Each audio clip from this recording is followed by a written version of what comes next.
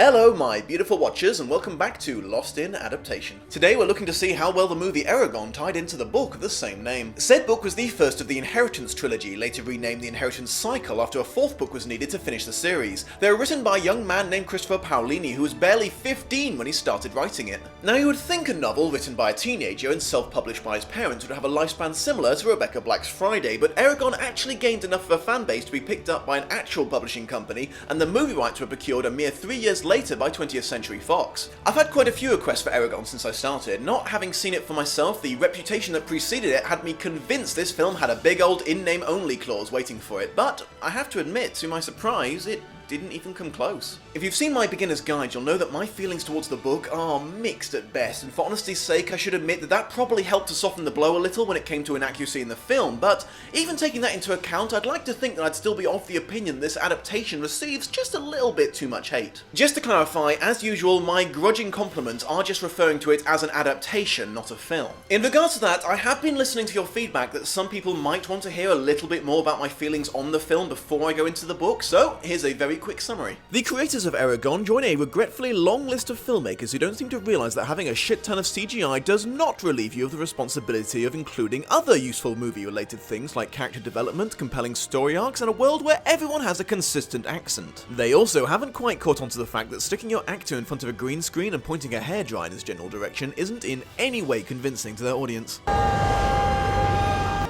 want to try it. Time to return the favour! I'm genuinely invested in what's happening around me. The landscape shots look nice enough, but any sets that actually had to be built looked incredibly half-assed and ramshackle. The film is also not helped at all by the incredibly stupid dialogue. Shall we have another lesson today? Fight like an old goat boy. My breakfast. And really amateur mistakes like not realising you've made it rain in one shot but not another. Finally, did anyone else think it was a bit weird that the end credits of a movie about dragons rolled over what was clearly a drawing of a griffin? And what the fuck is with that music?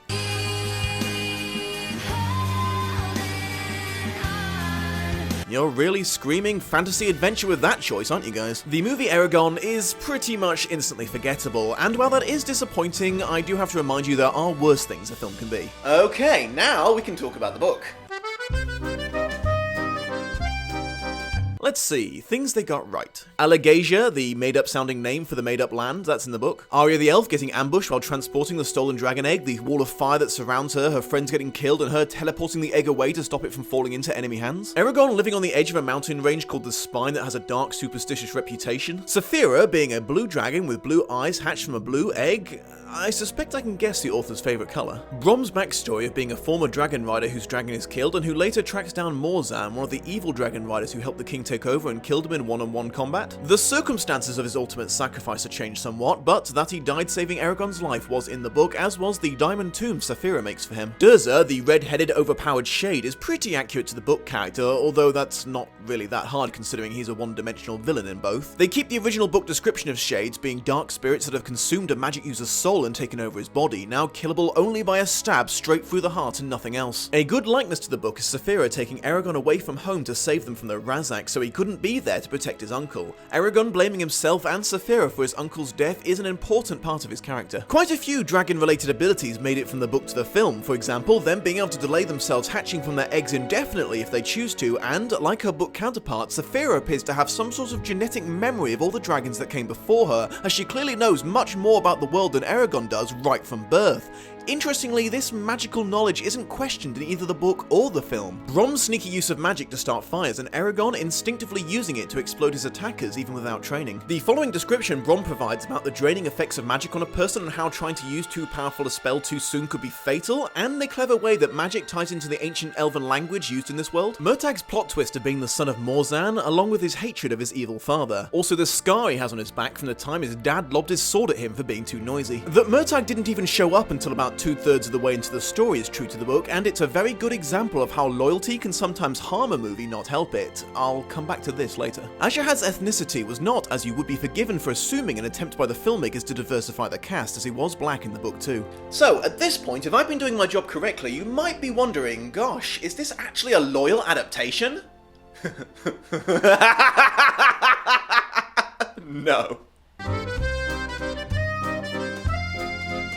The suggestion by the opening narration that the riders were already engaged in a civil war before Galvatorix rose up and killed them all is not in the book. I guess they couldn't figure out a way to work in the explanation of how he managed to defeat them all with only a handful of riders on his side. Saphira's egg looks decidedly more egg-like in the film, despite Rom and Galvatorix both describing it as a stone for no apparent reason, as they both knew perfectly well what it was. In the book, it easily fits in Eragon's pocket, and its surface has a much more rockish look about it. The thing about the king violently conscripting all the able-bodied young men into his army is just all wrong. The reason the majority of people dislike Galvatorix wasn't because he actively repressed his subjects all the time, he just didn't give a shit about them. He would only bother sending troops to protect a town or city if it was of some important use to him. Everyone else in his kingdom could be Urgulchow as far as he was concerned. The mountain village Eragon lived in had been completely ignored by him for decades. I can only assume the film needed a much more visual representation of how much things sucked under him and not just leave it to Brom's exposition storytelling like it was in the book. They made Eragon's life with his uncle much more two-dimensionally happy in the film, which only served to more clearly paint a big old "I'm so fucking dead" message on his forehead. In the book, he was an annoyingly proud and stubborn man. He clearly loved his son and nephew a great deal and wanted the best for them, but it was obvious from Eragon's trepidation of telling him any bad news that he was a hard man to live with sometimes. They got creative with the design of Saphira in the film. The reptilian body but bird-like wings isn't something I've seen before.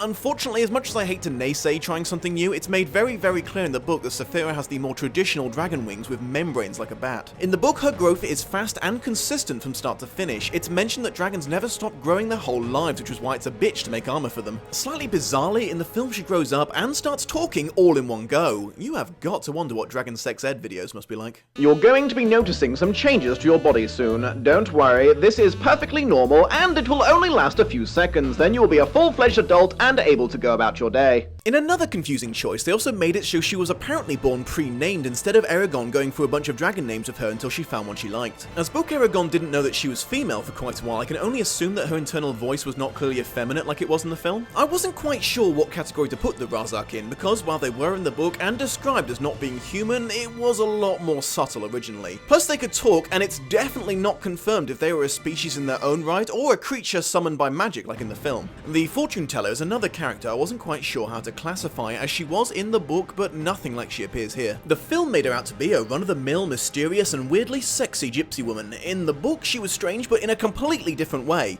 Visually you wouldn't notice anything, but she was quirky to the extreme in her personality. For example, one of her projects was the study of toads with a long-term goal of proving that they didn't even exist. In the book, Eragon sometimes annoyed his companions with his lack of knowledge, but it's nothing compared to his level of ignorance in the film. We're apparently supposed to believe that he wouldn't recognize a sodding dragon when it hatches right in front of him, and he may not have known much about magic and current politics in the book, but he sure as fuck knew Galvatorix's backstory and who the Varden were without it having to be explained to him. Clunky plot exposition turned the poor bastard into a simpleton in this flick. Arya's made a lot more animated in the film in regards to things like her emotions and expressions. In the book, elves apparently act really aloof and calm like Vulcans, or dare I say it, elves from Lord of the Rings, making this change bad for adaptation points, but good for not being completely derivative. They changed it so she's more conscious in the film too. In the book, she's in a coma for a good chunk of the story, being carried around by Saphira and only contactable via Dragon Rider mind meld. In the first Inheritance book, Galvatorix himself is talked about near constantly, but never seen directly. You don't get a full description of what he looks or sounds like. This allows him to remain a dark, intimidating, mysterious figure, figuratively looming over the heroes constantly in the book. I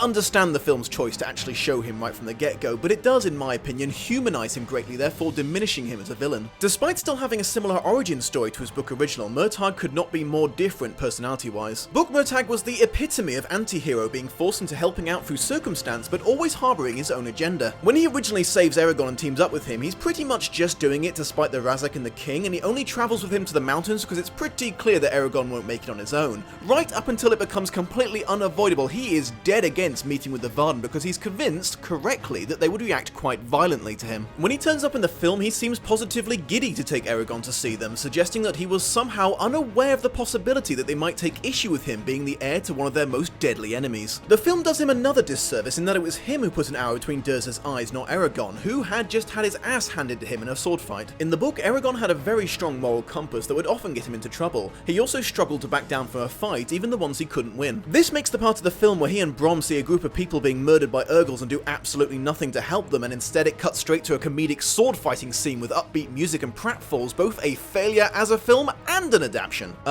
Guys, it's nice that you're bonding and all, but there's innocent people being slaughtered right over that hill! Seriously, I'm not even sure that you moved far enough away that you can't hear the screams anymore. No? Don't care? Fine. In the book, when Brom and Eragon finally do catch up with the Razak, the sneaky bastards turn the tables on them. Brom dies taking a thrown knife in the chest for Eragon just before Murtagh turns up to save them. The point is, Eragon doesn't actually get his revenge on the creatures that killed his uncle in this book. In the film, the Razak make a clumsy attempt at attacking Brom and they're both killed quite easily. The single biggest letdown of the film is the Dwarven City the Varden are chilling in. Let me see if I can describe how it was in the book. Imagine a mountain. Not just any normal mountain like we have on Earth, we're talking a super mountain that would make Mount Everest look like a teenager's pimple. It's so high you can't even fly halfway up because it exceeds the planet's atmosphere. Now, if you will, imagine that it's hollow. There's a crater inside that runs so wide and so deep, it has clouds inside and icicles dozens of feet thick at the top. A cavern so big, another mountain fits inside it. Except, when you get closer you realise this new mountain isn't a mountain at all. It's a massive city tower made of pure marble built over centuries by the dwarfs and big enough to house their entire race in the event of a catastrophic emergency. Trondheim, the mountain city, hands down the most interesting and creative thing in the entire book. So, how did the film choose to portray it?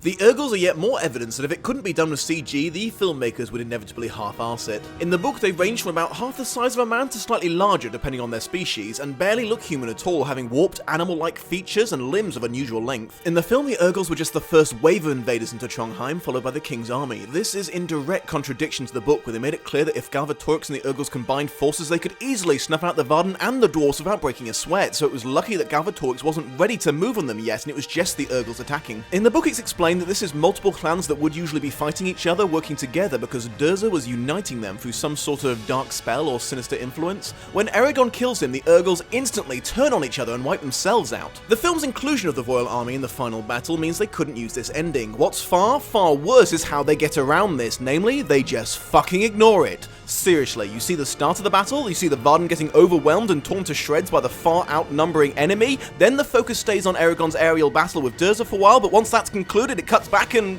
well, I guess they won. Fucking how, you morons! They added in Saphira's death fake-out for the film. In the book, unsurprisingly, it was Eragon who was wounded and almost died in the battle. In their duel, Durza slices Eragon so badly down the back he's virtually disfigured afterwards. Incidentally, said duel took place entirely on ground level. Durza didn't have a ghost dragon to ride around. That's another film edition. You know, I can tell you're still waiting for me to make a joke about casting Jeremy Irons in another dragon-related movie. Well, I'm taking the high road here. Okay, maybe just one. I was walking up the lane the other day admiring them sitting on a branch. So I thought, let their blood rain from the sky!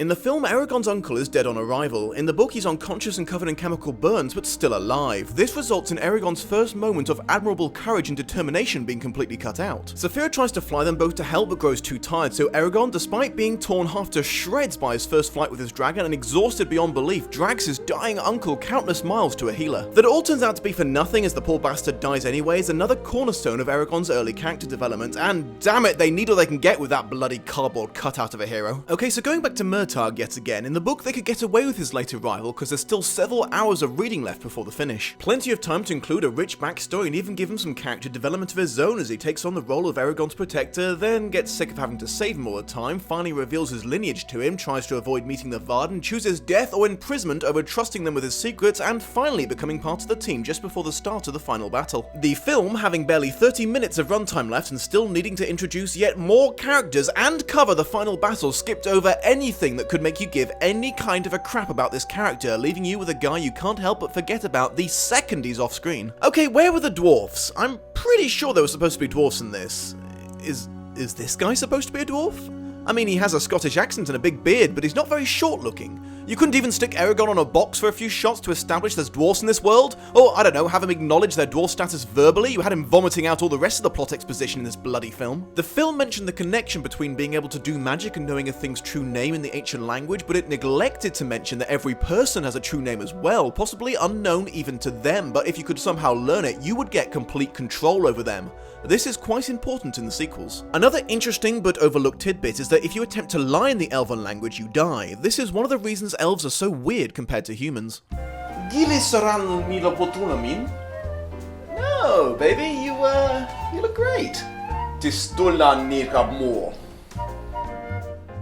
The film also neglected the twins, two magic users allied with the Varden who spend all their time being suspicious, creepy, rude, and generally evil to everyone. Absolutely no points for guessing who secretly turns out to be working for the bad guy. They also left out Solenbum the Werecat. Even in the book, it's not made clear what the deal is with Werecats aside from them being large, self-aware, shape-shifting cats. In the book, the majority of the history of the rise and fall of the Dragon Riders comes from Brom telling a story about it during a village event. It takes quite a while, so the film summarizes quite heavily in the opening narration. Dragon Riders were good, Galvatorix was bad, Dragon Riders gone now, okay, here's the movie. In the book, there's a long backstory about how Galvatorix lost his first dragon and how that drove him mad and led to him turning evil, killing all the other riders and stealing a new dragon. It also covers the last stand of the leader of the Dragon Riders and how he almost defeated Galvatorix, but Galvatorix kicked him in the nuts. Yeah, it's actually quite funny. The book tries to make it sound like some serious and tragic event, but all I could think of was...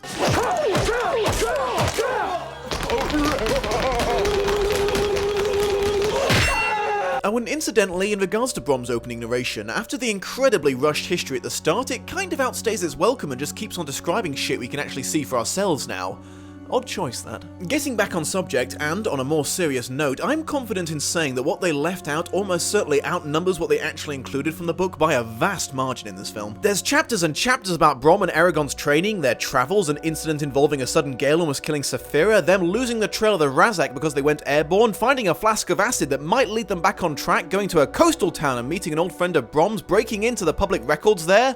The list just goes on. And I just cannot find a way to give a shit. Yeah, I said it, they left out most of the book and I don't give 1/10 of a fuck. Hell, I almost approve. Okay, granted, there's a bunch of foreshadowing that they skipped over that they would have had to work overtime to re-include in the sequels in some bizarre universe where this film did well enough to get a sequel, but there's so much else that was pure and simple padding that would have dragged the movie down into the same tiresome mediocrity as the book. Just to clarify, I'm not saying this film was good, I'm just saying it wasn't hindered by this absence. The Dom's final thoughts. Like I hinted towards at the start, my opinion that the book is at best a little dull and at worst a formulaic rip-off of much better stories might be making me far too forgiving here. The changes that the film adapters made don't seem as offensive to me because it's not like they're ruining a good story. So yeah, underwhelming book, lazy film, definitely subpar adaptation, but maybe, just maybe, not as bad as everyone seems to make out. I swear I usually try to be positive, but I think in this one case the cynical bastard within me has won out and I'm going to recommend that we all just forget about the book and the film.